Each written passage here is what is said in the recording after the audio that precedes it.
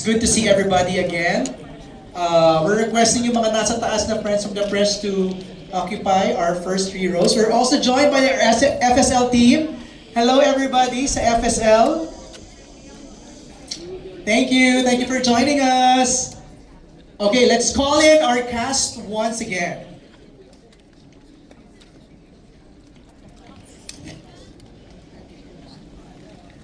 Joining us sa ating MediaCon, let's call in first Karina Bautista.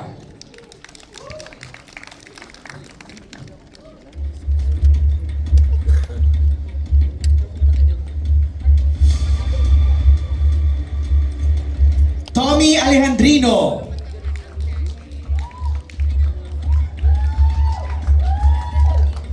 Joy Bascon.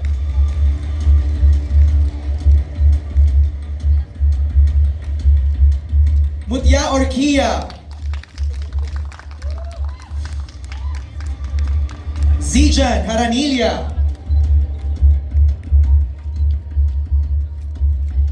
KD Omalin.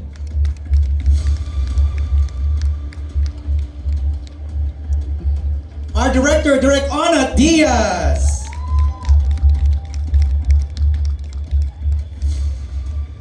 Our creative producer, Tanya Bautista Navarro.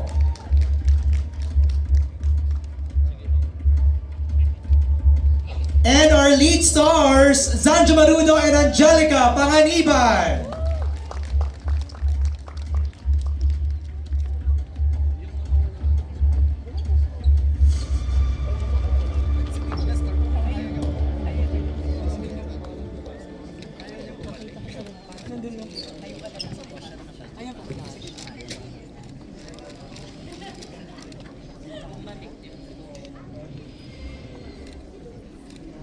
Zia Nangge, before I ask you to sit down, can you pose for photos lang sa gitna, please? May commercial pa ako narinig. Ay, talaga nga naman ang support ng Can we ask Katie to join Z and Angelica? Katie, stay in the middle, please.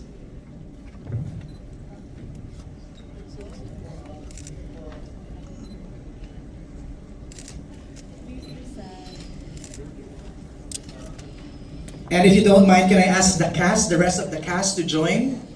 I'm just asking lang para meron agad ma-post na photos yung ating friends from the press while we're having the MediaCon. And then after this, we'll ask, ayan, Tanya, please join na rin, and Direk Ona. Yeah, para one group photo na tayo.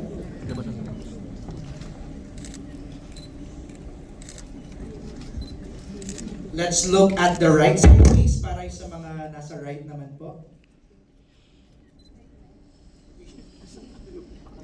And lastly, look at the left, please. Thank you. Okay, let's have a seat. Thank you for posing for photos. Let's do some quick hi and hellos muna. Tanya, please greet everybody. Hello po, good afternoon. Good afternoon sa lahat at maraming salamat for being here again. Sana medyo mabigyan namin ng kasagutan yung mga tanong niyo mamaya.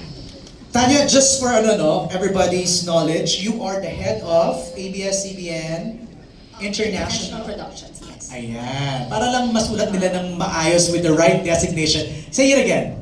So actually, Ayan na, nagkwenta na ako. Sorry, Maya. So OIC for International Productions kasi it's Roel Bayani who's our head. Kaya lang si RSB ay nag-early retirement. So I'm here pero really I'm the creative head, creative producer. So also nagsusulat din. Alright, thank you. And RSB is here! Direk Roel Roel! is here. Direk Onat, please greet everybody. Magandang hapon po muli sa inyo lahat. Salamat po sa mga kaibigan namin sa media, sa press, the vloggers that are here for this con. Thank you. May mga fans club ka, ha? May mga pala si Direk. There you go. Tommy, please greet everybody. Good afternoon po, ako si Tommy and thank you for coming. Mutya? Hello po, good afternoon po sa inyo. Good afternoon pa rin. Okay. Okay, good afternoon po sa inyo lahat. Thank you so much for coming. At sana po, supportahan niyo talaga ang The Silent Noise. Ayun. Thank you, Mutia. Joem! Sorry. Ayan, magandang araw sa inyo lahat. Maraming salamat sa inyong pagpunta. At thank you. Thank you. Thank you. Tatlo Karina! Hi everyone! Good afternoon po. Thank you so much for being here and sana po nag-enjoy kayo sa episode 1 and please do support The Silent Noise. Salamat! Zijan! Magandang hapon po sa inyong lahat. Salamat po sa pagpunta at pagsama sa amin ngayong hapon. Sana ay mag-enjoy po kayong lahat. Salamat po. The brilliant child actor, Katie! Hello po, good afternoon po. Nagsasalita ka! Oh my! It's a surprise! It's a surprise! Z! Ayun, good afternoon. Maraming salamat po. Ito po kami ulit. Meron po kaming inaalok na bagong palabas from ABS-CBN and Prime. Maraming salamat po sa support. At sa kanyang comeback! The comeback! Pa rin. Pa rin? Kempa. Angge! So maraming salamat po for being here. And sana natuwa kayo at nag-enjoy kayo sa pinakita namin first episode ng The Silent Noise. Let's spread the good word about this project. Thank you, Angge. Tama yung description ni Direk Walang kanina. No? Sabi niya, he used the word interesting sa first episode. And I think the best description naman para sa ating nakapanood is bitin. Nakakabitin. Siguro the first question, I'll throw kay Tanya and kay Direk Onat. No? Anong nauna? Kwento o cast? Story. And then, pero syempre habang ginagawa mo yung kwento, meron ka talagang artista in mind. So, you just hope na tanggapin nila. So parang in a way medyo nagsabay, pero nabuo mo na yung kwento. Direk Onat, you wanna add to that? Yes, we're so fortunate that we're crafting the story. At habang nilalatag namin yung mga casting, isa-isa, umuoo naman. Sabi namin na perfect. So, Did you personally talk to Angelica and Sanjo? it was the group of Kwento please, how was that? Pitching the story to Z and Angelica. Kinakabahan kami kasi like what I said a while ago, di ba, gusto mo sana umuo sila kasi sila na yung napipicture mo. Sila na. Sila na talaga yung napipicture namin habang ginagawa namin yung kwento. Habang pinipitch mo, grabe yung tension kasi gusto mo umuo sila. So maraming factors behind it, timeline and everything. Tapos alam mo namang mga new parents sila, so gusto mong sige na, at pagbigyan nyo kami, isingit nyo kami sa schedule nyo, may ganun. Pero, I think, siguro they fell in love with the story din. Tapos with the character. Right. Kasi yun agad yung sinasabi nila, ang ganda ng character, it's something new. So, yun. Let's hear it from them. Z and Angge, when this was pitched to you, what was the initial reaction? Was it a quick yes? May proseso? Paano? For me, naaalala ko during the peak of Unmarried promo days. So, So recent lang. yes. Oh. Mga end of November, I think, mga ganun. So, papasok na ako ng promo ng Unmarried nung nag-present sila sa akin. And good thing is, ginawa namin yung Unmarried, natapos kami September pa. So, well-rested na and kumbaga nakabuelo na ulit, ready na ulit magtrabaho. Kaya nung in-offer nila, hindi naman yung parang, ako, sandali lang kasi kauwi ko lang ng bahay kailangan bumawi sa pamilya. Wala namang ganun naging problema. So walang consider na baka I have to talk to the family dahil baka hindi ako payagan, ganito, ganyan. So, yung aspetong yun is okay talaga kagad. Nung pinresent nila sa akin yung story, talagang hindi ko alam kung paano ako mag-no. Kasi, hindi ko naman inisip na ayoko itong tagapin. Paano ba ako mag-no?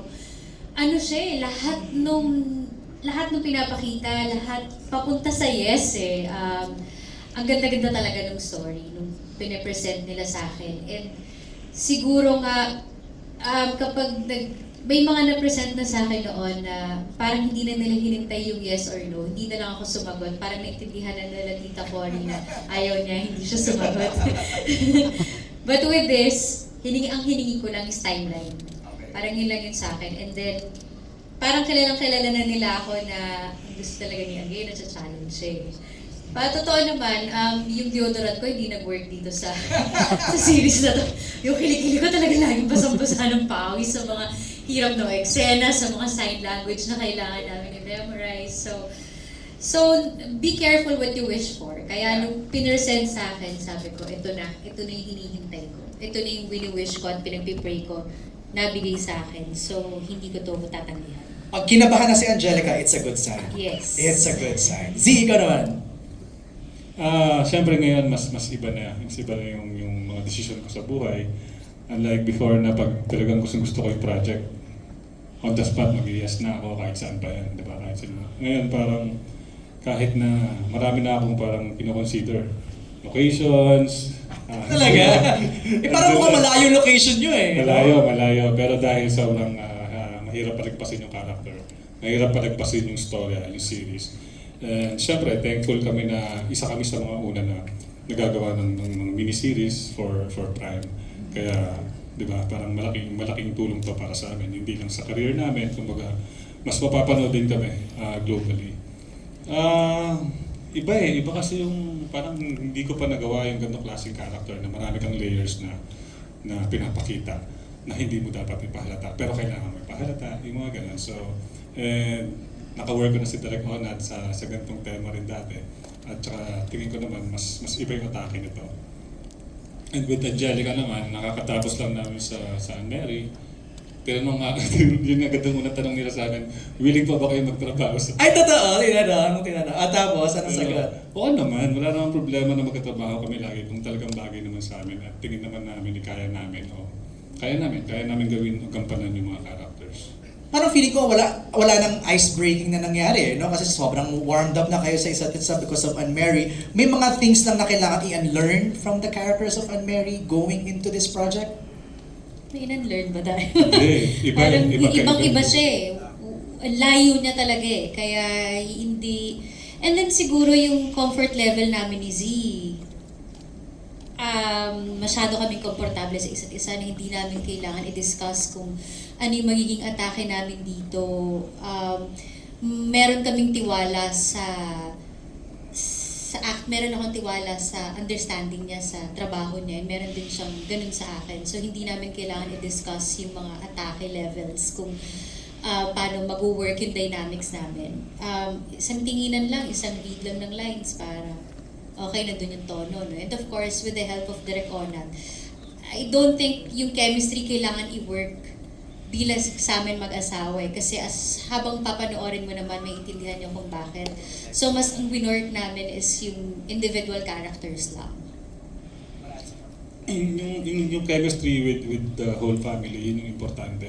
Kasi kailangan maramdaman ng audience na yung love for each other, di ba? Na parang mas mag-work yung mga yung tema ng palabas.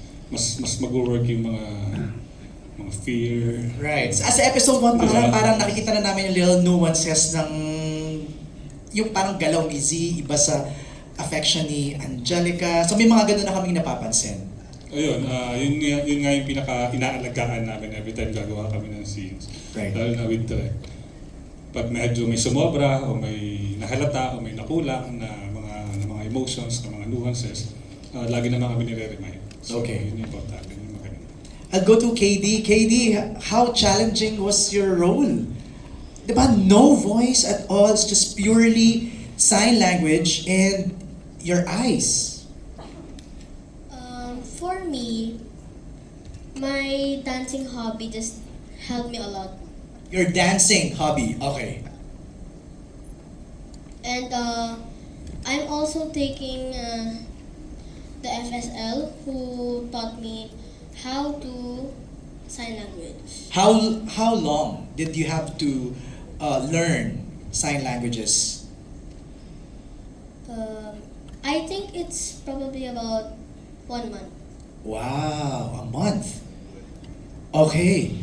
And then, sa set, may kasama ka pa rin na nag-guide. Yes po. Okay.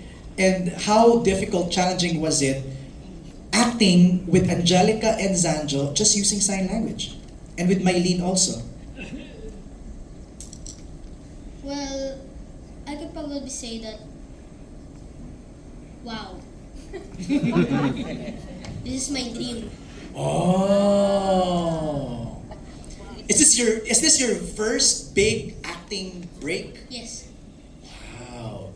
How challenging, no, Tanya and Direk Onat, no? First big challenging break, yet no voice. Actually, when we were during the early stages of conceptualizing and writing the script, and before we brought in all the actors, ang pinakamalaking tanong talaga is, saan we find the right Eli? Kasi we know we found the right Jackie and Angge, we know we found the right Anthony in Janjo, pero yung Eli, sana mahanap natin. Yung Did he audition? Yes, we auditioned a lot of Paano ang audition process? Merong scene na pinarin sa kanila, tapos sinuruan sila ng quick, of how to do the sign language. And they did it. So, maraming bata ang audition. Wow. And KD was the best one. Congrats, KD! You made it. Wow nga. Wow. Yun nga yung perfect term. Okay, let's begin our Q&A with our friends of the press. We begin with Glenn. Glenn, ikaw na yung unahin ko. Justin, can we hand the microphone to Glenn, please? Wait lang ha. Bigyan inayos. Sorry for surprising you, Glenn. Ikaw kasi yung nakita ko dito first to personally ask the question. Ayan, syempre nakailang projects na, kay Sandra sa kay Angelica, nakailang projects na kayo nagawa. Pero gaano kakaiba itong pagsasama nyo ngayon at saka ano na yung mga nagiging topic ng kwentuhan nyo, especially pareho na kayong may asawa at saka anak. Yun. Iba na yung mga topics namin ngayon. Dati nakailang baso ka. Mas ka umuwi. Ngayon, iba na. Mas Nakailang padede ka. Ganyan na. Ano nang bagong tricks? Pero sa trabaho, ano na yung mga na-discover nyo ulit sa isa't isa with this series? Iba na naman to eh. Tingin ko iba na naman to sa dami na ng pinagdaanan namin. From light to romance to comedy to gag show. Ito, tumuli I namin. think ito yung pinaka-seryoso natin, or darkest siguro, no? Na nagawa. oo. Hindi kami nagingitian. Nag-rom-com na kayo, nag-ano di ba? Magaling tong project na to para sa amin kasi mas natetest pa namin yung isa't isa. Gaya nga na sinabi ng Jerica kanina na hindi na kami yung tipo na magkakapaan pa paggagawa ng scene. Sa isang bitaw ng tono ng boses niya, parang maalam ko na kung paano ko sasabayan sa boses ko, alam niya paano sa delivery ko. Dito mas na-challenge kami, mas lumabas yun. Dahil mas malalim yung problema eh. Mas malalim yung pinagdadaanan ng character ko. Marami kami lahat ng characters, maraming mga sikreto, mga katotohanan na nasa loob lang nila lahat. So, yun, mas challenging sa amin dalawa. And dito lang sa show na to na parang nakakakita siya sa tingin ko nung humihingi ako ng tulong. Pagka napapansin niya ako na hindi ako komportable pa. Mahirap yung mga next na gagawin na throw lines. Gagawin siya sa akin. Totoo, Angge? Yes.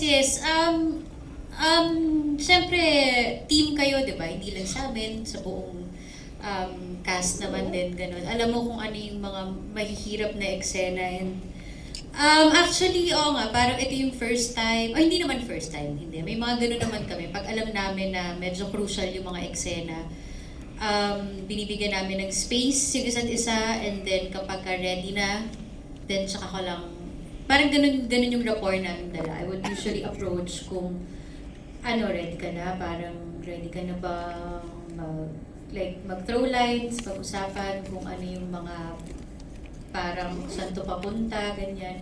And feeling ko, ganun na rin kakomportable si Z kasi parang kaya na niyang mag-open up minsan may mga questions siya na, halimbawa magbibigay ng direction si Direk Onat, na parang minsan maguguluhan siya. So ano yun? Ano gagawin ko? Parang, hindi, feeling ko ka lang, mas ganito lang, yung kalmado ka lang talaga, tatay ka lang, wala ka munang gusto ipakita. Alam mo yung gano'n? Yes. Siguro noon mas may ego pa na, naku baka pag nagtanong ako ako sabihin hindi ko kaya yung eksena. And ngayon, we're very comfortable with each other. Kahit ako, ganun din ako sa kanya. Kapag may mga agam-agam ako, parang, tama ba yun? Okay lang ba yung ginawa ko? Kasi nga siguro, parang package deal na kaming dalawa eh. Lagi na lang kaming nakikitang magkakasama sa isang project eh.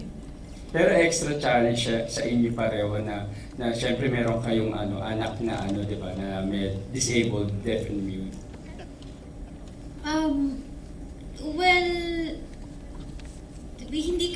Well, siguro sa amin dahil nga masayahin kaming tao, hindi namin siya tinitignan negatively or hindi namin tinitignan, oh my God, ang hirap nito, hindi ganun. Mas asaran, mas bilangan kami ng mga halimbawa ng sign language sa isang araw, ganun. Hindi na nagbakal sa sign Ito, nagbabakal sa sign language. So, ginagawa namin magaan yung mga trabaho namin dahil nga mabigat siya and medyo may pagka-dark nga siya. Kaya hindi kami pwedeng magpalamon doon sa mga hirap ng challenges na binibigay sa amin araw-araw. Okay, thank you. Z, next week ka. Thank you, Sin, Angelica. For my last question kay Mucha at kay Zijan. Ayan, syempre kinalakihan nyo na yung paggawa ng yung pag-arte, di ba? Paggawa ng teleserye na series. Nasa-challenge pa ba kayo sa roles na binibigay sa inyo? And ano yung challenge nyo rito sa series na ito? Lalo na kay Zijan na after magkaroon ng kapatid na may Down syndrome sa I'm Perfect, ngayon naman deaf and mute yung kapatid. Salamat po sa question na yun. Before we proceed lang, Zijan, no? Ang sabi nila, Gulat ako. sorry, ang sabi kasi ng ating mga friends from FSL, deaf lang daw. Yes, Let's po, just sir. use the deaf. Wala pong Okay. mute. Kasi Oo. they can talk po talaga. So deaf lang. That's... Thank you, Glenn. Oo. Zijan, go ahead. Ito po, kakaiba siya dahil yung first time ko rin pong gumanap ng ganito na kuya ng isang deaf person. Medyo challenging po siya kasi hindi naman po ako marunong mag-sign language. So nagkaroon din po kami ng session for FSL. At yung challenging part din po doon hindi po namin inaral literal yung FSL, pero yung particular lines lang namin talaga yung ginagawa namin. So medyo challenging siya kasi katulad nga po nung sabi ni Ate Angge kanina, nagbabakil pa ako sa... Paano yung bakil? Paano yung bakil sa sign language? Explain. Dapat po kasi... Okay. Parang gano'n yung ginawa ko. Ano yung sabihin na Angge? Ano yung sabihin Namali na? po ako ng sign. Parang huwag ka mag-alala sa akin. Okay. Oo, parang gano'n. Huwag... Ganun po yung nagawa ko, na-shuffle ko po siya. Pag namali ka po ng isang sign, iba na po ibig niya sabihin. So, kailangan po talaga, kung ano yung itunuro sa'yo, yun yung ibibigay mo. So kung nasa eksena kayo, tapos nagbakal siya Angge, alam mong mali yung sign language, nag-react agad. Tumatawa lang. Magtitinginan kami, tapos magpipigil lang kami ng tawa kasi parang, mali yun ah. Bawi na lang sa white shot. Kasi, well, kailangan kasi alam namin yung sign ng isa't isa eh, kahit Okay. na di mo memorize, at least may base, kailangan, actually parang kailangan naiintindihan mo talaga yung Correct. sinasabi nila kasi that's your cue and that's your understanding. Kailangan, yun yung sinasabi na kailangan nag-register yun sa mata mo, di ba? Tama. Sa ano mo. So, pag mali yung tingin na lang kami ni Mutiana, parang mali yun. Pipigil na kami. So who calls the shot na parang cut, mali, direct, paano mo nalalaman? Yung FSL team Sila, po na nakabantay. sabihin Ang nila final na na, mali yung sign, Hindi so sabi. ulitin po. Okay. From the FSL team. Yes po. Sino yung nagsasabi? Sila po Z, yung- anong experience mo dyan sa pagbabakal ni Zijan? Hindi ko alam kasi one take ako lagi pag... Wow! Si ano po si Never Wrong. Sanjon is never wrong. Never Wrong po si Kuya Z. Talaga? Kahit po magbakal siya, technical pa rin yun. Technical problem pa rin yun. Wait, si Mutiana, you had to learn also. Yes po, pero actually may times na nalilito rin po talaga ako to the point na ang nababakal ko yung sarili kong lines. Kasi nagpo-focus ako mismo sa sign language. Nakita rin nila ate yung games. Nakakunot to lang sila. Parang Mama, Papa yung sinabi niya. Hindi Pia at Papa yung sinabi niya. Tapos ayun, pero masaya. Masaya Yeah. ako at the same time. Pero challenging. Kasi minsan natutulala ako pag nag-sign language si KD. Right. Parang minsan, akala ko hindi pa tapos yung line niya. So nakaganyan ako. Tapos na siya, ako na. Okay. Sign language din naman ako. Oo. Pero masaya. Si sabi ni Zanjo, siya ang never wrong. Si KD, perfect ka din. Since lahat naman po tayo alam na everybody is not perfect. Sometimes, I also make mistakes din po. Pero do you agree that your dad here is the perfect pagdating sa sign language? I think so. Wow! Anong rating mo kay Z dyan? O, ayusin mo ayusin mo yan. 1 to 10. 9.5. Nasuhulan. 9.5. Glenn. That's all. Thank you very much and congratulations sa ASL team. Maraming salamat, Glenn. Let me go to Joem. Joem, you're so nosy. Yung character mo dito, grabe. Parang, actually, naiirita na ako. Bakit lang ito tinitignan lahat? Parang paano mo binuo yung ganong klaseng character na even yung reaction ni Ralph, the waiter in the restaurant, pinansin mo. Again, tulog lang talaga ako pag nakatitig ako. No, sinet namin ni Direk Onan talaga yun na brooding, to the point na yung tingin ni Detective Cortez, medyo parang nakaka-invade na ng privacy ng tao. Na natatakot siya, hindi yan yung gagawin. So, sinet talaga namin ni Direk Onan. Hindi ko lang alam na gano'n palang kalapit yung power shot niya. Ang lapit! Sobrang lapit, oo. Extreme, Sobrang na extreme. pala. So, yun, masaya naman ako na kung ano yung naset naming character for Detective Cortez. Nakakuha naman ngayon sa mga shots and story. Saka ang ganda nung tinginan nyo ni Charmaine Suarez, ha? I mean, in a dramatic good way na parang, di ba, pati siya napapansin niya, napaka-nosy mo, di ba? Ang ganda. Tommy, nakita ka na ba namin sa episode 1? Saka si Karina, no? Yes po, ako mga episode, mga 4 and 5 pa po, si Jem, ang aking character, or 3. 2! Or 3. Mga konting appearances sa 2 or 3, pero nasa middle parts pa ako ng episodes namin. Pero, ayun, working with Direk Onan again, kasi from MMK, eto na yung sumunod naming project together. Grabe talaga, ang hirap ba? Did you have to learn sign language also? No, hindi na po. Okay. Pero the character is still very deep and ang dami din yan talagang layers and mapapa-oo ka talaga kasi super challenging pero at the same time as an actor, actress, talagang yun yung dream to explore more, to dive deeper into ano pang kaya mong range sa acting. Tommy naman is the son of Joem. Tama? Yes, Tommy, po. yun. Okay. So, gano'n naman ka-intense ang character mo dito? Kasi parang pahapyaw lang yung kanina eh. Yun, parang yung kay Karina din po. I think sa bandang gitna, dun mas ma-explore yung arc ng characters niya at kung bakit nga siya nandito at bakit sinama siya sa story. So yun, abangan nyo na lang at yun lang masasabi ko. Excited ako mapanood nyo. Alright. Our next question is from Reggie Bunuan. Reggie, gusto mo ako na magtanong o ikaw na? Ako na. For KD, ito ba ang first acting project mo o may mga nagawa ka na before? Siguro this is their way lang to get to know you, KD, no? Baka you can share your past acting experiences. Ito medyo nasagot na kanina, nag-audition ka ba sa role mo bilang deaf at nag-aral ka ng sign language? So he kind of answered that already. Baka you can share na lang siguro, how was your audition experience? It was good. And maganda din po ang Pinagawa sa'yo? opo. Paano yung pinagawa sa'yo during the audition? Madaling sign language lang muna, no? Yung mga tinuro pa lang po sa akin. Okay. Kinabahan ka ba during the audition? Yes po.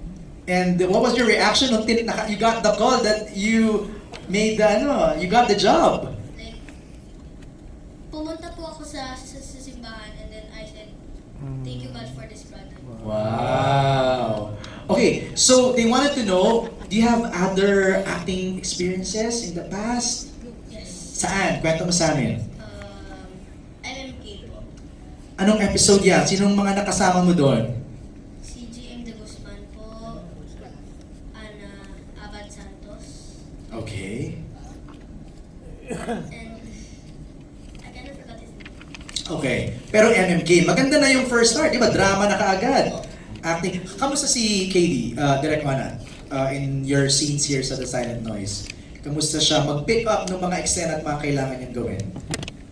Si KD yung pleasant surprise sa amin sa show na ito. When we hired him for the part, we knew that the kid has potential.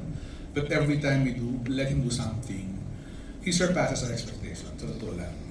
I've never worked with a kid this sensitive and this receptive to comments and to inputs. So, sobra akong na-happy sa kanya. But of course, he's a kid. So, sometimes you have to help him focus. You have to teach him how to be proper sa center. Otherwise, in terms of performance, Nag-deliver. sobra. Sobra-sobra pa. Sobra. Tsaka more than what we expect. Tsaka ano, kita yan sa episode 1, di ba? Mhm. Ilang niya talaga yung sobrang nakakaganon. Yeah. Diba? Napapin-upload namin during the live, syempre na I get touched. But when I see it edited already, parang lalo na-transform. So, Right. I think the camera is very nice to him because the camera captures all his emotions in the right way, in the most gut-wrenching way possible. Namamagnify Right. yung mga binibigay ng bata pag nasa camera. Nice. Another question from Reggie for Angelica Panganiban. Marami ka na rin nagawang thriller project. Ano pa ang bago at challenge sa The Silent Noise para tanggapin ito at ano ang karakter mo dito? She kind of answered this kanina. Baka you wanna add some more. Actually it's not a thriller, no? It's more of a mystery.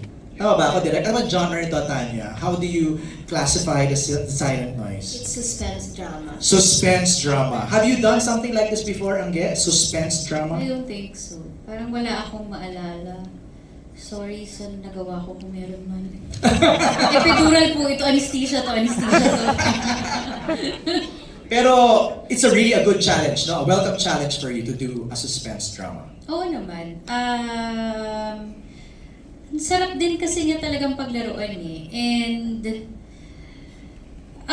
siguro yung pagkakaiba niya, it's not like drama lang. Meron ka talagang, kumbaga, medyo binabaliw ka niya mentally di ba? Na parang ano ba talaga nangyayari? Kung kayo nga sa episode 1, yun na yung naramdaman ninyo na parang, ano nangyari? Sino ba talaga ang may kasalanan? Ano nangyari talaga kay Sam, di ba? Kay Teacher Sam. So, also kami, ang sarap ingatan nun. Ang sarap ingatan ng ganong klaseng suspense na kailangan mong laruin, kailangan mong timplahin. Yun.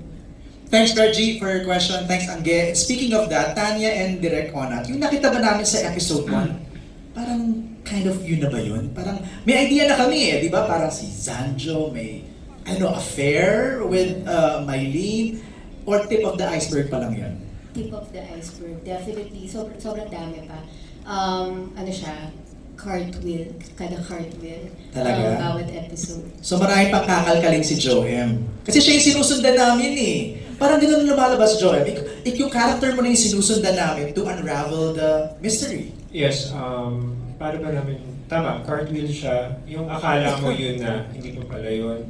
Tapos yung akala mong na-solve na yung case, hindi pa pala siya. Yung akala mo, eto, mali pala. Yung, kumbaga, pinapakita, yung sinasabi ni Zanjo na pinipigilin yung papakita, pero may papakita mo din. So, pwede natin sabihin, kung sobrang confused na si Detective Cortez sa case, even the viewers mararamdaman nila kung paano yung nararamdaman nila ng characters, kung ganong nakakalito yung kaso. Nice. Inspired by true events ba to, Tanya? Meron ka bang napanood na, I don't know. Ano si? Oh. Hindi siya... Wag ganon, Sancho, Ending daw, panaginip lang. Wag naman ganon. Tanya? Actually, hindi yung kabuuan. Pero di ba, yung mga bits and pieces, medyo what if ganito, or nabasa mo sa news, di ba, yung mga ganyan. Tapos parang from there, meron kang nalalarong kwento. So, mga ganon. Pero yung general flow ng story, I would say bago. Right. Thank you. Alan, saan ka? Alan, where are you? Ikaw na yung magtanong ng next. Paabot na lang po yung microphone kay Alan, please. Thank you. Hello po, congratulations everyone. Yung tanong ko kay Angelica sa kay Sanjo. Fresh from the success ng MMFF movie niyo, you're working together right now dito sa bagong series ng Prime. How do you, kumbaga, compare yung character niyo dito? Of course, you're still a mom and dad dito, di ba? Pero ano yung challenges encounter aside dun sa sign language na ginagawa ninyo? Parang ang hirap mag-acting ng di ba? Na mailabas yung emotion mo through sign language. Challenges you encounter and comparing your character from the past. Mahirap siya i-compare kasi very different talaga siya. Unang-una, from Unmarry, magkaibigan kami dun sa pelikulang yun eh. Wala kaming, we don't share a child sa movie na yun. So, dun pa lang malayong-malayo na. And iba yung tinatakal niya, kahit pa paano may lightness yung movie. With this, straight out drama and suspense lang talaga siya. And what's challenging, of course, is of course, kami mga actors, somehow umaasa kami sa voice, sa delivery namin, sa mga kung paano namin dinideliver yung mga linya namin, and may impact yung mga yun. So kapag you deliver a certain line, minsan nadadala ka pa dahil dun sa delivery na yun, or yung co-actor mo nag-deliver ng ganitong linya, grabe yung impact nun. May iiyak ka, di ba? Or magagalit ka din dahil dun sa sinabi na yun. But with this, since wala kaming ginagamit na ganun, we use sign language, aasahan mo lang talaga yung expression ng mata nung anak mo, and yung connection nyo, yung chemistry na meron kayo. So I think yun yung pinaka-challenging lang talaga. Bukod of course, sa kailangan mo i-memorize yung sign language na hindi naman yun yung mga first language namin, hindi naman kami pinanganak na alam talaga namin yung mga yun. So, challenging siyang aralin, but of course, habang along the way, nung natututo kami, nakikita mo yung fun part niya, nakikita mo yung inclusivity nung na kaya talaga siya, kaya mo mag, nung una akala mo mahirap, and may mga mararamdaman ka pang parang, naku, ang ang hirap pala ng buhay nila. But no, pag nakita mo yung joy and yung life na meron sila or kung paano nila dalhin yung mga sarili nila, kakaibang experience din na ma-expose sa buhay nila. Thank you. Si Sanjo. Ayun, dagdagan ko na lang. Totoo nga na ibang-iba naman talaga yung mga pinagkalingan namin characters sa Unmarry. Hindi ito yung continuation na nagkakaroon sila ng pamilya. Yun nga, bukod sa mga technicalities, yung emotion and yung chemistry ng pamilya yung inaalagaan ko. Kasi doon naman talaga kakapit. Kung ano man yung tema ng, kung ano man ang dulo ng story ng itong Silent Noise, kailangan mag-work yung mga chemistry or connections ng bawat characters, hindi lang ng pamilya namin, ng pamilya ni Tommy, tsaka nila Joem, at saka ng lahat ng characters. Challenging siya ulit dahil dito hindi bata pa yung totoong yung anak ko, si Sabino. So wala pa rin akong experience na maging magulang ng tatlo na mga ganong edad na. So iba rin yung dynamics, at hindi rin siya ganong kadali na parang automatic alam mo na yung emosyon kasi na-experience ko na. Kasi yung pagpuprotect ko dito sa tatlong to, hindi pa naman yun yung sitwasyon ko kay Sabino. Diba? Si Sabino, poprotektahan ko lang sa mga lamesa, sagdan, mga ganun pa lang sila. Sa mga totoong buhay lang nila. Sa lamok. So, yun yung masarap. Yun yung masarap na journey nung paggawa nitong Silent Noise. Dahil hanggang saan ba ang pwedeng gawin ng isang tao para hindi mawala yung pamilya na sa'yo kahit na alam mong nagbabawi ka o sa past mo may nagawa ka kasalanan. Yung second question ko for Mutia and for si Jen. You started your career as a child wonder tulad ni Eli, ni KD. kayo, nakikita niyo ba yung sarili niyo sa mga child actor na mga nakakasalamuha ninyo? And what are the challenges you encounter during the time na lumalaki kayo? Siyempre walang project kasi bata kayo nagsimula tapos teens na, di ba? Parang dumating ba sa point na kala nyo yun na yung end ng career nyo kasi hindi na kayo child star? Grabe naman yung end of career. Tinapos mo na agad kaya. Hindi, parang natakot lang, di ba? Nabakante lang naman, parang ganyan. So, it's a two-part question. Let's go to the first one. Ano yung nagiging reaction niyo pag nakakita kayo working with a child actor? Yung mutya. Si Jan, go ahead. Ako po kasi... Tinatakot nila. Ay, hindi po. Lagi ko nga tinuturuan si KD ng mga magagandang asay. Ng magandang work ethics. Ayaw ni bro. Mag-focus ka palagi. I don't know if you heard it, ang dami nag-react. Parang ang daming Parang kontra. ako po talaga yung ganun Daming feeling. kontra. Or mismo pro team yung nagkumukontra yata. Diba? Hindi talaga ganun yung Tijan. Sa ona lang. Hindi, Narinig ko, ano po na. narinig ko, sabi niya, oh, uwi ka na naman. Kami, nung bata kami, hindi pa kami Ay. uwi. Oh! Wala kasi namin ganun. Ano nisisikan po yung type na iyakan po yung eksena sumabigat para kay Katie. Patatawanin po niya Uy, hindi oh. Sabi ko nga sa kanya, oh, lulugo-lugo ka na. Lulugo-lugo na. Tama na yan. Tama na yung tawa-tawa na yan. Di ba tinutulungan ko po siya mag-focus? Kasi yun po yung ina-apply din sa akin dati. So, ina-apply ko din po sa kanya. Let's hear from the subject. Katie, anong masasabi mo? Paano ka Oh, wait! Hindi, tinutulungan ko po talaga siya, promise. Katie, tinutulungan ka ba ni Kuya Zichan in some of the scenes? Sa ona. Sa dulo, inaasar ka na. Hindi nga po eh, Kuya MJ, siya po nga po yung minsan nag-distract po sa akin. Ah, really? Wow. May sinasabi si Quincy. Ano yun? Na pinut- Pagsalitain mo, ano ba Ay, sagutin sige, mo? sorry. Katie? Sa dulo po, Oo. ang Panginoon din ako yung nakakalaman. Lagot ka kay bro. Si bro na akahatol sa'yo. Ganun ka kalala. Tropa ko pa naman yun. Lagot Sumbong ka ka. tayo, bro. Lagot ka. But yeah, ikaw, kamusta yung experience working with a child actor? Ako po masaya ako kasi akala ko noon, lagi lang ako yung pinakabata sa set. Hanggang sa nare-realize ko na, ay hala, may mas bata pa sa akin. Tapos lagi kong hinihiling na sana ka-eksena ko si Katie para kasama ako sa Dole Cut-Off niya.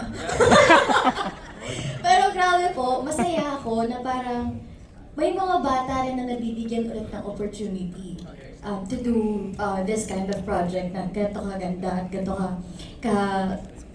kalaki na project po. Kaya ayun, I'm so happy in front of you. And the other part, go ahead. So, nakapila. Okay, gusto ko lang din po idagdag kasi nakakausap ko po yung mama ni Katie at sobrang natutuwa po ako dahil meron po siyang magulang na supportive sa kanya. Dahil sabi po ni KDA sa akin na parang ito daw talaga yung pangarap niyang gawin, gusto niyang umarte. So sabi sa akin nung nanay niya na, sinusuportahan po namin si KD. Kaya nakakatuwa po na makarinig ng gano'n sa isang magulang na gustong suportahan yung anak sa gusto niyang gawin. The support system is really important. The second part of Alan's question was, ano yung ginawa daw ninyo nung medyo parang, growing up, medyo nag-puberty, adolescent, nabakante ng konti? Huwag na yung end of career. Z, nabakante ka nga ba? Ako, honestly, di lang po ako nagkaroon ng mga teleserye. Okay. Pero may mga, po ako, MMKs, mga ipaglaban mo, mga ganun po. Like mga 2 shooting days. Pero para po sa akin, naging malaking factor po siya para sa career ko. Kasi nagkaroon po ako ng opportunity na mag-explore ng mga iba't ibang roles. Kahit ganun lang, yung ganun lang yung span of time po niya. Na nagkaroon po ako ng first week, may ganito akong role, tapos second week, iba naman. Kumbaga na-explore ko po siya. Yun ang naging parang transition period mo, no? Yes po, parang naging workshop ko po siya kumbaga. Nice. Yun. Mutya, ikaw naman. Ano po ulit yung tanong? Parang ano daw yung parang ginawa mo nung time na parang medyo nabakante? Okay. Opo. Di naman din po. Actually, ang pinaka-rest lang po na nagawa ko is nung pandemic po before ako 16, 15, parang ganun po. How old are you now? 19 po. Okay. Parang yun lang naman po yung span na hinintay kong months para po makapag-shoot ulit. Oo. And then puro online lang din po yung ginagawa ng mga online shoot, mga online show, mga ganyan. Ayun Right. po. Nice. Alan? Thank you. Okay na si Alan. Okay. Next is a question from Alex Brosas. Alex, gusto mo ako na magtanong? Where's Alex? Ako na? Yeah. Okay. Ang question is for Angelica. What is your character indicative of? Spell. Alex, ikaw naman spell. No, what is it a sign of or a symptom of yung character mo? Ano yung parang gusto niyang ipahiwatig? Well, kasi, well, she can't spoil it, but based on episode 1, ano yung parang gustong ipahiwatig nung pagiging nanay mo kay Well, Kaylee? ano naman siya, talagang katulad ng lagi natin pinoproject, di ba? Ang mga ina ay talagang kapag anak o ang mga anak mo ay nalalagay sa arkobyado, anak mo nangangailangan sa'yo, talagang ikaw yung makikipaglaban ng patayan sa kanila, Tama. di ba? Yun nga yung parang hanggang saan ang kaya mong gawin para, kumbaga, para sa pamilya mo. Tama. Ano mga kaya mong gawin para sa pamilya mo. So, I think yun lang naman yung ano niya, yun yung kumbaga roots Right. ni Jack. Yung second layer niya is being a friend to someone who died. Yes, Diba? yes. So ano ibang aspect na naman. Correct. Third layer naman niya is yung tingin mo kay Sanjo nung sa teaser na pinakitang Anton na daw yung narinig na pangalan. Mhm. Diba? So parang nakikita namin no? Napapansin na namin direct onat yung iba-ibang layers ng... Yes, isa-isa siyang binabalatan eh. Right. Parang nakikita niyo yung parang isang babae na halos wala naman, she's not giving away anything, parang walang pinapakita naman din masyado pa hanggang sa isa-isa natatanggal yung mga layers niya, Right. hanggang numinipis yung nakikita at makikita niyo sa kanya. Ganda. Kay Z din actually parang ano ka ba, mabait ka bang asawa? May past pa kayo ni Mylene? Tumatang. Diba? Parang gano'n na rin Z Parang mabuti ka bang tatay? Mabait na asawa at mabuti Kasi yung na tanong ni asawa. Angelica sa'yo, namatayan tayo, yan ang tanong mo? Di ba ginanon ka niya? Yes, dahil mabait siyang tatay. Well, Kailangan niya Maghanap ng... kagad ng tutor. Oo. 3 hours ago namatay yung tutor. Maghanap na tayo ng tutor. Mahirap maghanap ng tutor ngayon. Yaya ka, mahirap din. reality! That's a good point, di ba? May reality check yung yung tatay, di ba? Yun yung talagang exciting dito. Every time gumagawa kami ng scene. Kung mapapansin nyo, sa episode 1, tinatanong kami ngayon yung mga characters namin na Yes. ni Joel. Pero ang dami pang mga characters dito na baka pwede nyo rin paginalaan or kung ano ba talagang totoong nangyari sa storya. Tama. Pinaghihinala ako nga si Zijan Talaga po. Bakit ganun yung mo? Huwag galit, apektado. Bakit ganun yung asta mo nung kinakausap mo si Joel? Naku po Kuya MJ. Episode 1 pa lang. 9 more episodes pa. Ilang episodes ba to? 10 episodes. 10 episodes. So 5 Ang- weeks. Ang dami pa pong unfold na Okay. bawat dilemma ng bawat character. So, Right. abangan po ninyo. Sana po. It's such a good thing na napanood namin yung episode 1. So parang ang dami namin nadadaldal ngayon na, di ba? Aliana will ask the next set of questions. Asan si Aliana? Ayun. Aliana, you're from where? Push! Sa ABS-CBN. Go ahead. This question is for Zandra and Angelica. So, yung mga past projects nyo na mag-partner kayo and sort of meron din kayong family, is yun yung time na wala pa kayong anak, di pa kayo parent, asawa. So, paano nabago yung pagpuportray nyo sa mga characters as merong asawa and anak?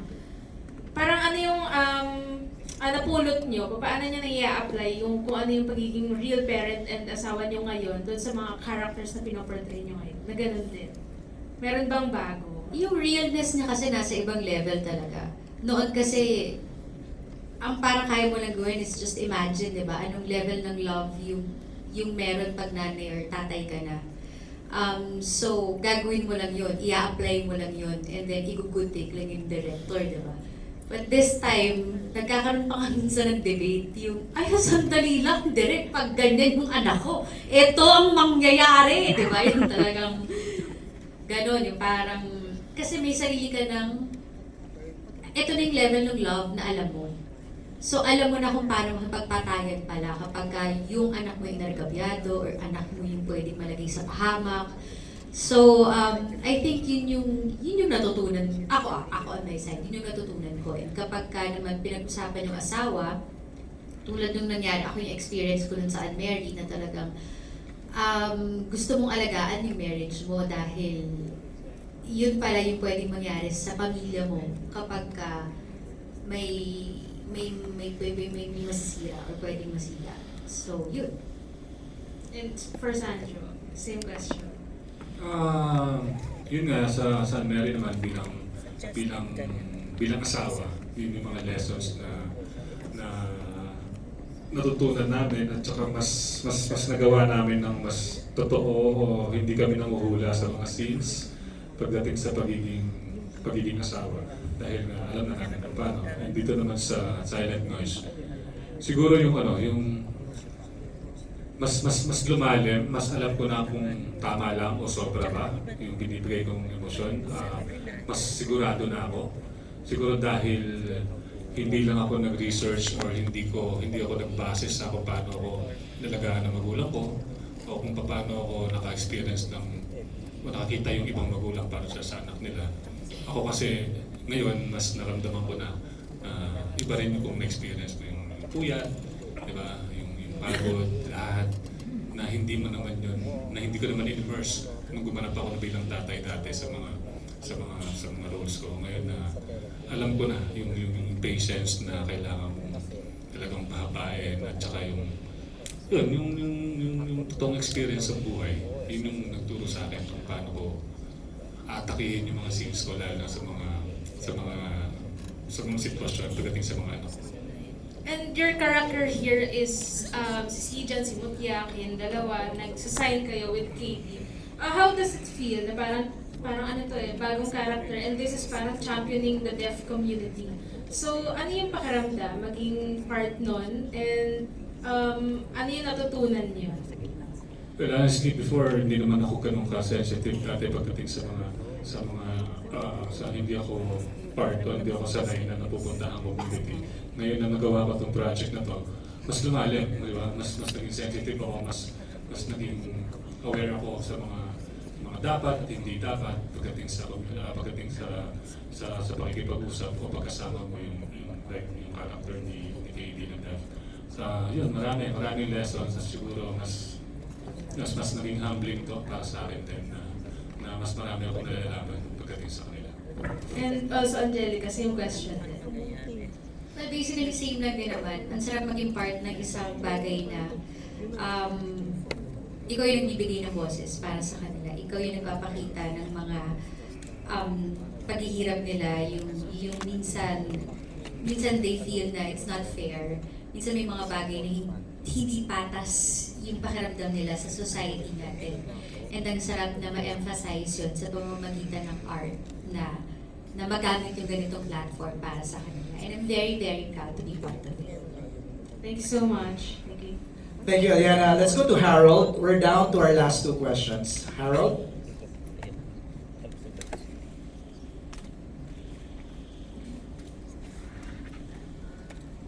This question can be answered by Direk and the MC. On the theme of accountability, the series explores the heavy cost of accountability. What do you hope the audience takes away regarding the difference between keeping a secret for love versus keeping it for reputation? And if possible, can you answer based on your personal experience? Just if possible. Diyos ko, teka lang, kailangan ko huminga. Pakitagalog na ulit. Pagkabuti mo na lang kasi, Thesis 11. Balik, Mel ba? Mahirap eh. Abot mo kay ano? So, Di ba ako nagla-lunch? keeping a secret for love. Dahil mahal mo yung tao. Dahil keeping a secret for reputation. Dahil ayaw mong masira ka, pero gusto mo yung tao. Got it. Sino ba? ang hirap naman ng tanong. Kasi yung advice ko lang talaga sa anak ko, bawal mag-keep ng secret. Pero merong mga secret na pwede mong i-keep, which is you can reveal eventually or you can tell your mom eventually. Yun yung mga surprise lang, di ba? May kinig ka na, may birthday surprise pala si mommy, ay si daddy and yung daughter ko for me, or sa friends niya. Parang hanggang doon lang yung kaya kong secret na parang pwede mo ibigay na example, di ba? So, parang, of course, wala naman akong iniisip beyond that na may mangyayaring hindi maganda sa buhay namin para magtago ako ng mga sikreto. So, parang hindi ko kayang sumagot on a personal level about sa ganyang klaseng secrecy. Yes. Or diba, parang kung buhay or ano mo na, yung reputation mo yung mga ano, I think, doon pa rin tayo sa tama, laging sa tama. You've been always known for that. Hindi ka naman nagsinungaling ang gay ever. Yes, oo, minsan nga napapahamak na ako sa pagiging sobrang open ko, di ba? Ako nga yung best example sa ganun. So, oo, kaya, pero syempre may sense of pag-iingat na po tayo ngayon dahil nanay na tayo. Ayaw mo na may napapanood yung anak mo sa YouTube na mabat mo nang may mga pinagsasabi ano yan. So at least yung noon, pwede ko sabihin, huy, wala pa akong anak noon. Kaya ganyan pa yung bunganga ko. Pero nung pinanganak kita, umayos ako. O, diba? Pwede ba nating ayusin yung life natin? Galing! Z, ikaw naman. Oo nga, mahirap siya, pero actually kahit isulat mo siya sa script, di ba? Anong ma-experience, anong gagawin ng isang character kung maipit siya sa ganitong klaseng sitwasyon? Kung tatago ba niya yung sikreto dahil sa pagmamahal o dahil sa reputasyon. Siguro masasagot ko to pag napunta ako sa ganitong klaseng sitwasyon. Di ba? Pag tungkol sa pamilya, tungkol na sa pagmamahal o sa kahit saan na marami nang involved na tao, doon ka makakapag-decide eh. Di ba? Hindi naman parang i-imagine mo lang ngayon, isipin mo, pag dumating kaya ako sa ganung panahon, ano kayang gagawin mo? Mahirap siyang sagutin kung wala ka sa sitwasyon na yun. Di ba? Parang kailangan doon ka muna. And I don't think parang may kilalang tao na na-experience ng ganun na tatago siya ng sekreto niya dahil sa reputasyon o dahil sa alam niya na sinasabi niya na kinukwento niya. Saka, we all have secrets. Tapos it's just a matter of time when we will reveal it. Diba? So, ayun, Harold, okay ka na? Okay. We have a question from our friends from FSL. Let's, sinong magtatanong? KD, ikaw ang magta-translate. Okay. The question is, sino titignan ni KD?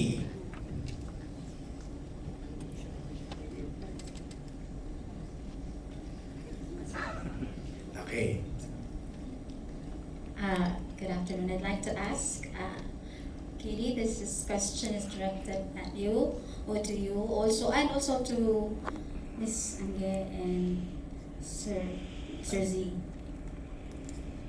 Yeah, okay, so parang ngayon na nandun, napaloob sa inyo yung role, nakita nyo kung paano mabuhay yung deaf.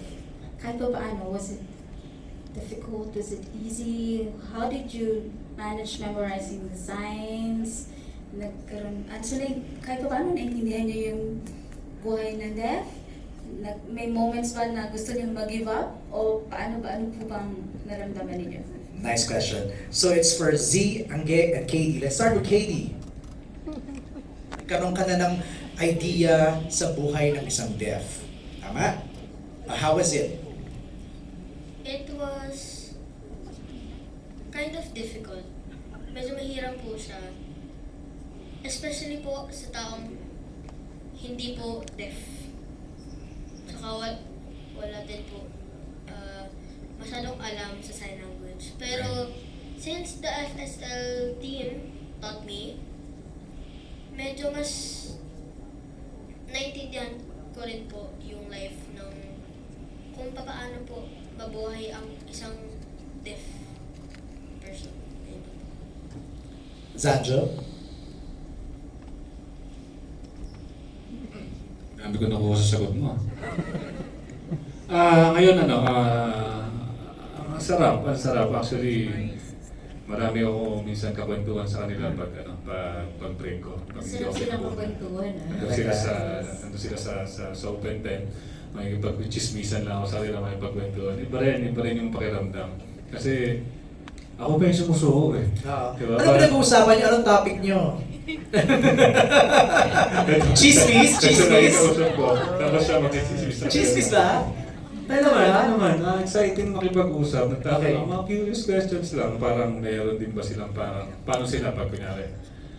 May nalaman kami na wala pala silang paligoy-ligoy. Straight to the point lagi pag may sasabihin. Totoo. Minsan, dapat hindi ka na-offend or hindi ka na pag marunong ka umintindi ng mga sign language. Maraming ganun. So ano yung straight question nila sa'yo na walang paligoy-ligoy?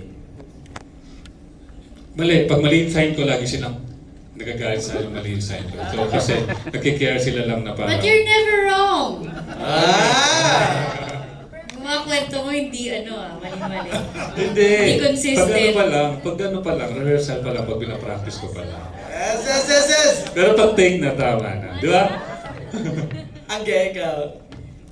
But, doon na lang tayo sa parang sinabi nila, mahirap ba? Gusto mo bang mag-give up? Diba? Parang, it never crossed my mind na mag-give up. Of course, mahirap siya. Pero, ang kapal naman ng mukha ko kung mag-give up ako. Nandun nga ako.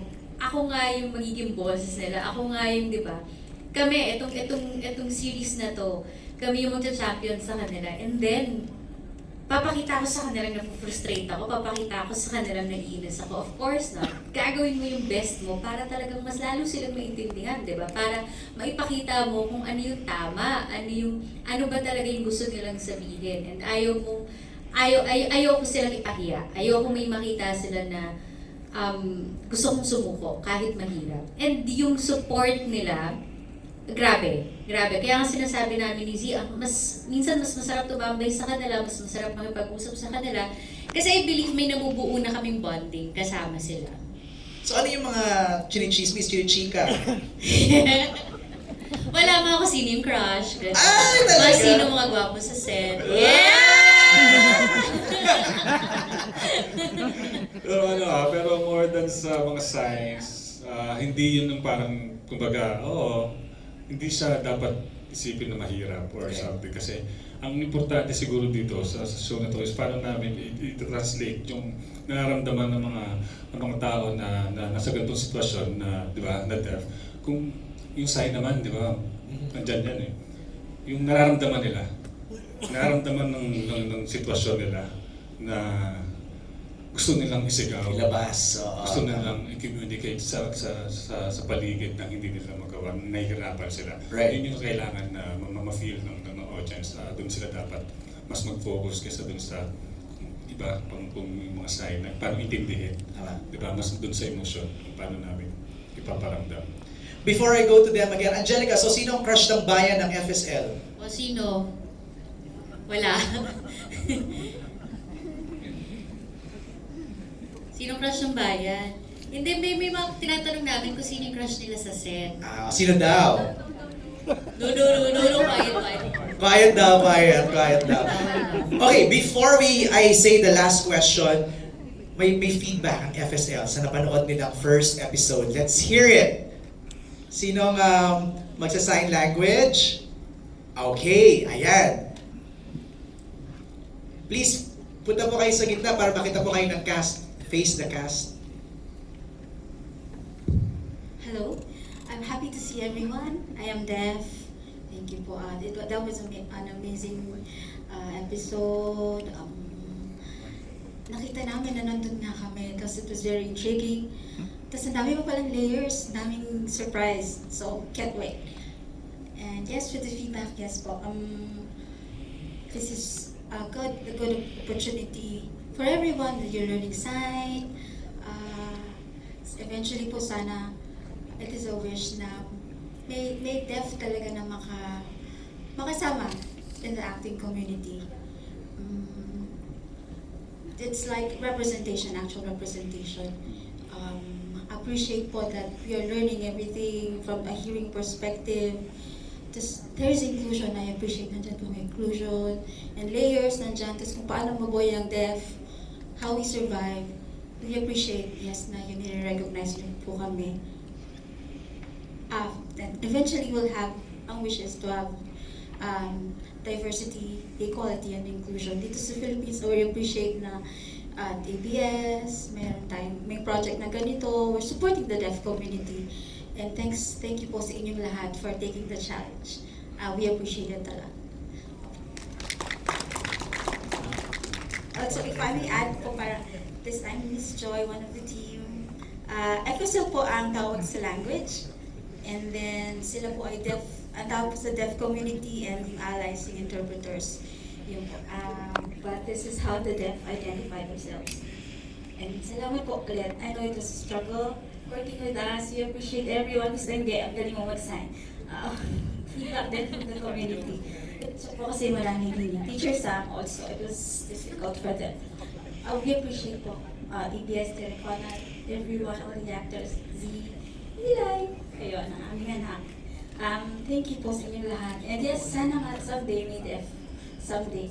But for now, we're happy and we're proud na you have this project for the community, with the community, and eventually for equality and inclusion. Salamat po sa inyo. This is the first big step. Greg, you want to say something? Yes. Ito hong project na to would not have been possible without the help of the FSL team that we have on the show. Malaking bagay po ang kanilang presensya. So totoo lang, sabi ko nga, usually sa kahit anong palabas, the one says good take is the director.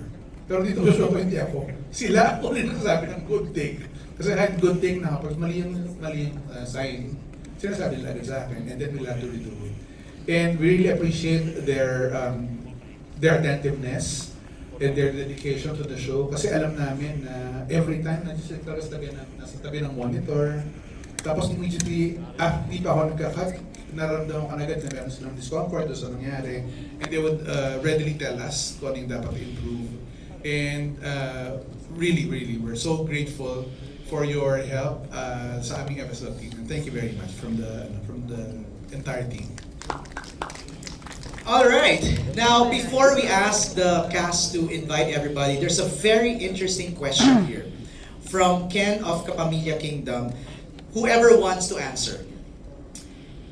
Sabi ni Vice Ganda sa recent episode ng It's Showtime, kung tayo ay may napapansin na mali at hindi tama, huwag tayong mawawalan ng boses o matatakot na i-call out ito. Kasi kung hindi, kapag wala ka raw ginawa sa kalagitnaan ng kasamaan, bahagi ka na rin ito. Do you agree? And why do you think people remain silent even when something is wrong happening around them? Who wants to answer again? I think nananatili tayong tahimik dahil sa fear.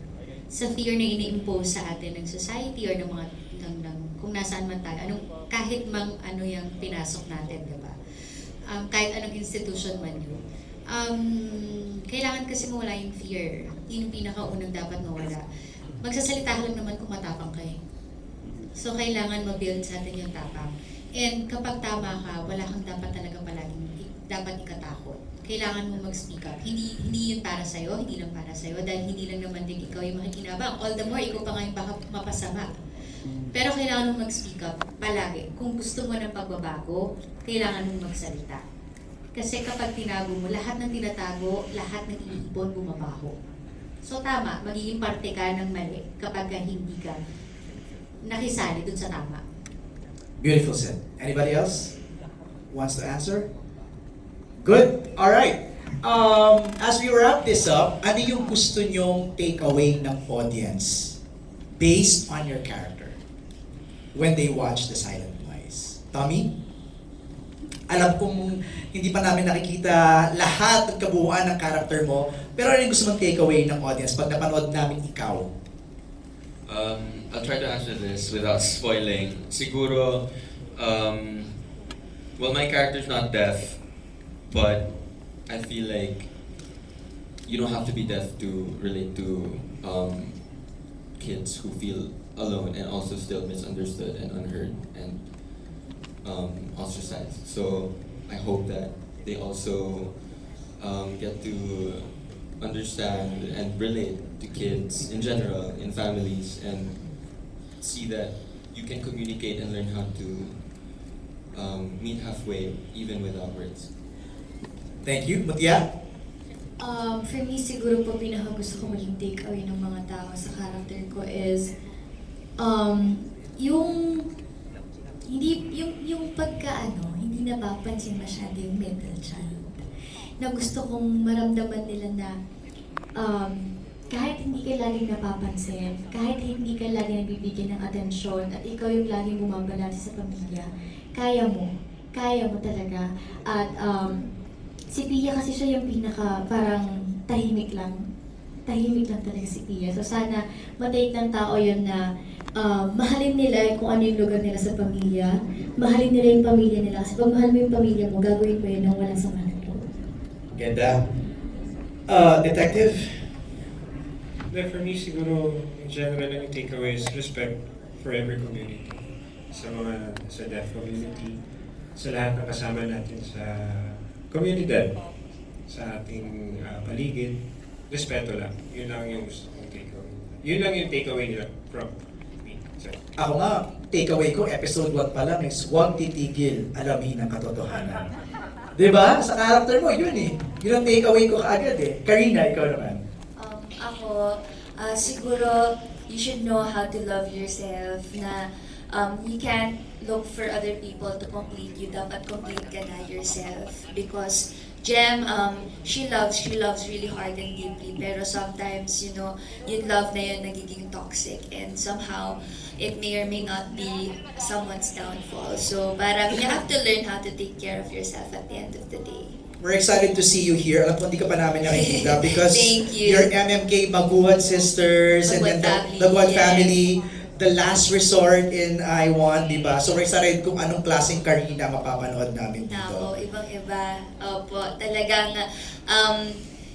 naramdaman ko na nabigay ko lahat sa trabahong to. Thanks to Direk. And Zeech, super happy ako lagi naka-work ko si Zeech. May level of pressure na parang, huy, Zeech, wait lang, kailangan ko Mag-jowa ba kayo dito? Pwede naman siguro. Yes, Pwede naman opo. talaga. Yes, girlfriend ko po siya. Okay. Z, ikaw naman. Siguro po ako, ang takeaway ay bilang panganay sa magkakapatid, tapos kuya ng isang deaf person. Para magiging represent din ako ng mga kuya na merong kapatid din na katulad nila. At yung pag-aalaga sa kapatid, makita nila yung pagiging caring niya sa kapatid niya. At yung parang yung pressure na gusto niya rin maging maayos na tatay. Kasi parang bilang isang panganay, nakita niya rin yung family na medyo hindi stable. So yun yung parang takeaway ni Mateo. KD, ikaw naman, ano yung gusto mong matutunan ng mga audience, lalo na sa character mo? Sana po, hindi po natin i-compare yung both communities. Dahil may disability po man yung taong yan, it's still a person and it's nothing different pa. So ang gusto ko pong matutunan ng audience, never compare someone. Kasi you never know po dahil there's always ups and downs in our life. Alright. Sanjo? Siguro kay Anton, importante sa pamilya yung communication. Kaya siguro nagkaroon kami ng malaking problema Carpio family dahil kulang kami sa pag-uusap. Marami kaming hindi natatanong sa bawat isa sa parte ng pamilya dahil busy kami sa kanya-kanyang buhay at career. At especially meron pa kaming anak na deaf. So andun din yung parang yung mas importante yung pakikipag-usap, di ba? So ayun, para mas maging malinaw, para mas maging maayos at walang hulaan pagdating sa bahay, sana maging open tayo sa isa't isa. Ganda. Angelica, please. Well, siguro yung kabuuan na lang ng buong series for me, hindi lang sa episode 1. Yung love will set you free. kapag nasa tama ang puso mo, hindi ka... Pag nasa tama, wala ka sa mali. Hindi ka maliligaw, di ba?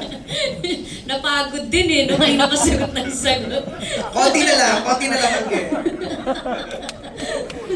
Kanina pa talino-talinuhan eh. Alright, palakpakan natin the cast of The Silent Noise. Please invite everybody. Tanya, ikaw na mag-invite please on your end for the production side. So please, manood po kayo, subscribe sa Prime, and hintayin niyo po March 20 ang drop ng The Silent Noise. We're very excited. Sobrang makaka-relate kayong lahat dito. Direk Ona, what do you want to say? Maraming salamat po ulit for being here. At iniimbita ko po kayo na ipamalita kung nagustuhan nyo yung napanood nyo kanina, na ipagkalat ng good news that we have this little offering from ABS-CBN Studios and Prime. The Silent Noise, every Friday we're dropping 2 episodes starting on March 10. 20. 20 ba? March pala 20. kayo. 20. Zanjo? Yun, thank you again sa lahat ng mga bigay ng oras sa amin ngayon. Yun, mag-subscribe po kayo sa Prime para po mapanood nyo yung buong episodes ng Silent Noise. At gusto ko rin pasalamatan ng team ng Silent Noise. Yes! Jessica, Like Joy. Sino pa ba mga nandiyan? Basta nandiyan sila lahat. Angge? Yes. March 20 po. I believe 2 episodes ang mapapanood on March 20 sa Prime. So, mag-subscribe po tayo and let's encourage ang ating mga kababayan na makapanood ng The Silent Noise. And thank you again for being here. And thank you sa lahat ng bumubuo ng The Silent Noise. Direk Ona, Ate Tan, salamat dito sa opportunity na binigay niyo sa amin. Thank you sa buong FSL team for being very, very patient with us. And marami na kaming natutunan dahil sa inyo.